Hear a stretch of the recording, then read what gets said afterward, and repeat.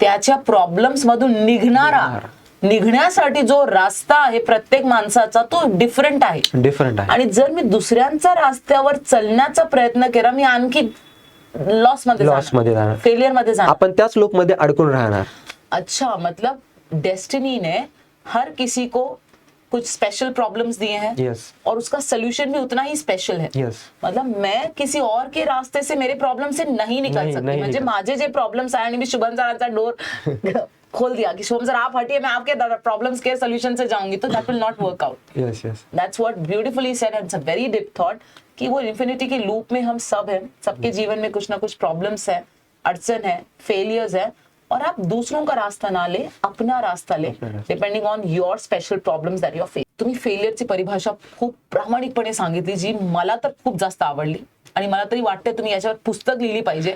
Second, तुमच्या आयुष्यात तर 98 फेलियर्स नंतर एक सक्सेस भेटलं. हो बेटा, जेव्हा तुम्ही फेलियरच्या फेज मध्ये होते, जेव्हा तुम्ही डिप्रेशन मध्ये होते, तुमच्या डोक्यात काय काय नेगेटिव्ह थॉट्स आले आणि कितपर्यंत तो नेगेटिव्ह थॉट्स गेले होते आणि किती वर्ष होते आपण या डिप्रेशन मध्ये? ऍक्च्युली जेव्हा माझे फेल्युअर्स येत होते तर फेल्युअर्स एक वन टाईप झाली, बट त्याच्यानंतर अजून पण आगळ्या वेगळ्या घटना झाल्या आणि फॅमिली इश्यू असेल, पर्सनल इश्यू असेल, खूप साऱ्या गोष्टी एकत्र जेव्हा आल्या होत्या त्या.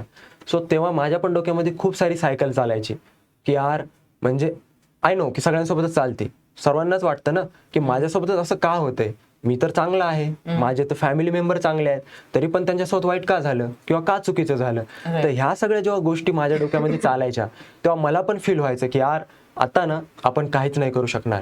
एक आपण चांगल्या एक्झामसाठी प्रिपेअर करत होतो आणि आता आपल्यामध्ये असं पोटेन्शियल झालं की आपण झिरो झालेत. झिरो पण नाही म्हणता येणार, झिरो पण कमीच आहे. जो निगेटिव्ह एक्स ॲक्सिस असतो तिथून माझी जर्नी स्टार्ट होणार होती.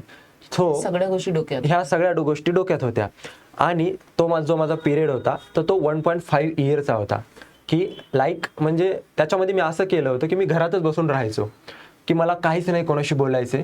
1.5 वर्ष? Yes, of course 1.5 years. आणि घरात म्हणजे घरच्यांशी पण जास्त बोलायचं नाही? घरच्यांशी बोलायचो, बट मी माझ्या रूम मध्येच राहायचो. काही स्टडी नाही, काही नाही. माझं असं व्हायचं की आता माझ्याकडून काहीच होणार नाही.